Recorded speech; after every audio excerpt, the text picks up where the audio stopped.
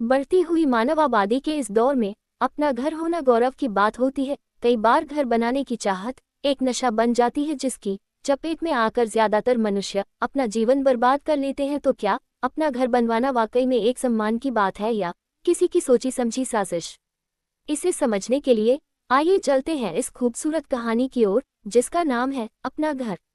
विनय शहर में एक किराए के घर में अपनी पत्नी और 2 बच्चों के साथ रहता था। वह एक निजी कंपनी में लिपिक के तौर पर कार्यरत था। कई साल नौकरी करने के बाद विनय ने थोड़े बहुत पैसे जोड़े थे जिनसे वह अपना घर खरीदना चाहता था। विनय एक दिन अपनी पत्नी और बच्चों के साथ एक मकान देखने जाता है। उसे मकान बहुत अच्छा लगता है लेकिन मकान की कीमत सुनते ही वह मना कर देता है। दरअसल मकान की कीमत उसकी हैसियत से दोगुनी थी लेकिन फिर भी उसकी पत्नी ने उसकी हिम्मत बढ़ाते हुए उससे यही मकान लेने को कहा। विनय अपनी पत्नी और बच्चों की खुशी के लिए बैंक ऋण लेकर वही घर खरीद लेता है। घर खरीदते ही विनय की हैसियत उसके परिवार और समाज में बढ़ जाती है।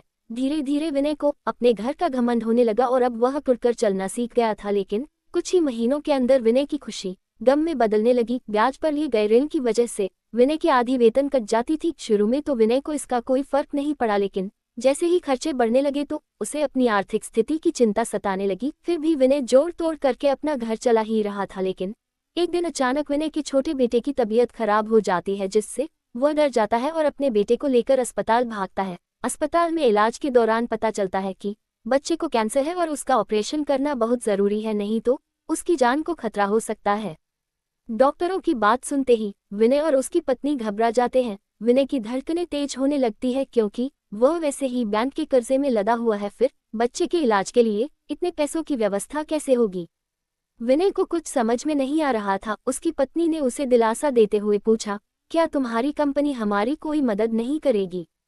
विनय ने कहा, हम पहले ही कर्ज ले चुके हैं, बैंक हमें दोबारा कर्ज नहीं देगा। इतना कहकर विनय अपने कुछ दोस्तों और रिश्तेदारों के पास मदद के लिए पहुंचता है लेकिन वहां भी उसे निराशा ही हाथ लगती है। विनय बुरी तरह टूट चुका था। उसे समझ में ही नहीं आ रहा था कि वह क्या करे कि सारी मुसीबतों से उसका पीछा छूट जाए। रास्ते में चलते हुए अचानक उसे प्यास लगती है। तभी उसकी नज़र एक विदेशी परिवार पर पड़ती है जिसमें पति पत्नी और उनका एक बेटा साइकिल से यात्रा कर रहे थे। वह उन्हें हाथ देकर रुकने को कहता है। विनय का इशारा पाते ही विदेशी परिवार रुक जाता है। विनय उनसे पानी मांगता है। वो तुरंत विनय को पानी पिलाते हैं। विदेशी परिवार लंबे समय से कई देशों की यात्रा कर रहा था इसलिए उन्हें कई भाषाओं का अच्छा ज्ञान हो चुका था। थोड़ी बहुत बातचीत के दौरान विनय को जैसे ही पता चलता है कि इस व्यक्ति ने अपनी सारी संपत्ति बेच दी है और अपने परिवार के साथ सभी देशों की यात्रा कर रहा है, इस बात से विनय के मन में उथल पुथल मच जाती है क्योंकि वह अपना घर होना बड़ी शान की बात समझता था। विनय को लगता है आखिर कैसे कोई अपना सब कुछ बेचकर खुश हो सकता है। विनय के चेहरे के हाव भाव देखकर विदेशी व्यक्ति को उसके दिमाग में चल रही उलझन साफ नजर आने लगी। विनय के विचलित मन को शांत करने के लिए उस व्यक्ति ने विनय से कहा, मेरा मानना है कि पूरी दुनिया ही मेरा घर है, फिर किसी एक कोने पर अपना अधिकार जताकर मैं इतना बड़ी पृथ्वी को पराया कैसे कर दूं? आज मैं पूरी दुनिया के किसी भी कोने में बिना चिंता के रह सकता हूं, लेकिन यदि मेरा अपना मकान होता तो शायद मुझे उसकी देखरेख के लिए ज्यादा परेशान होना पड़ता। तभी विनय ने उन्हें रोकते हुए कहा, तो क्या हम अपना घर ही ना बनाएं? तभी उस व्यक्ति ने कहा, घर तो पशु पक्षी भी बनाते हैं लेकिन उस पर पूरी जिंदगी निर्भर नहीं रहते क्योंकि हर जीव की आज़ादी ही उनका परम लक्ष्य है। फिर फिजूल का बंधन पालकर जीवन क्यों जिया जाए? इस दुनिया का कोई भी साधन तब तक तुम्हारे लिए उचित है जब तक तुम उसका इस्तेमाल करते हो, लेकिन जब तुम उस साधन के अनुरूप इस्तेमाल होने लगो, उसकी देखरेख करने की जिम्मेदारी स्वीकार कर लो, तो तुम्हें जीवन का महत्व कैसे पता चलेगा? विनय बड़े गौर से विदेशी की बातें सुन रहा था। अचानक उनकी बातों से प्रभावित होते हुए उसने पूछा, तो ऐसी परिस्थिति में हमें क्या चुनना चाहिए? विदेशी ने मुस्कुराते हुए कहा, वह सब कुछ छोड़ देना चाहिए जिसकी कीमत चुकाने में सारी जिंदगी गुलाम रहकर गुजारनी पड़े, नहीं तो तुम्हारी जिंदगी बोझ बन जाएगी और दुनिया की गुलामी में तुम्हारा वास्तविक अस्तित्व ही मिट जाएगा। विनय उस व्यक्ति की बातें पूरी तरह समझ पाने में असमर्थ था, इसलिए वह अपनी जिंदगी की समस्या उन्हें बताने लगता है।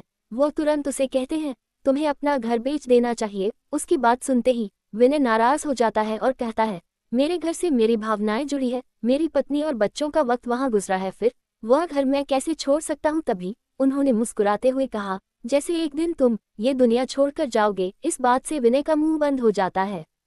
विदेशी व्यक्ति अपनी बात आगे रखते हुए कहते हैं, तुम्हें समझना होगा कि दुनिया की अर्थव्यवस्था चलाने के लिए सामाजिक सोच को बदलना बहुत जरूरी होता है, और इसी योजना के तहत बैंक जैसी बड़ी बड़ी संस्थाओं के द्वारा मीडिया के माध्यम से हमारे दिमाग में ये भावना डाली गई है कि अपना घर होना सम्मान की बात है, और हमें मानसिक तौर पर इसी बात को सत्य मान रखा है, जिससे तुम्हारी जिंदगी में खुशियां आई हो या नहीं, लेकिन बैंकों ने कर्ज के माध्यम से तुम्हें अपना गुलाम जरूर बना लिया है। बस फिर क्या था? विनय को एहसास होता है कि घर ही उसकी मुसीबत की जड़ है। अगर वह इतने कर्ज में नहीं दबा होता तो अपने बेटे का इलाज करवाना कौन सी बड़ी बात थी। विनय ने वापस आते ही अपना घर बेच दिया और अपने बेटे का इलाज करवाने के बाद फिर से किराए के घर में रहने लगा। इस घटना ने विनय को सिखा दिया था कि साधन सफर करने के लिए होते हैं, मंजिल बनाने के लिए नहीं। और इसी के साथ यह कहानी खत्म हो जाती है।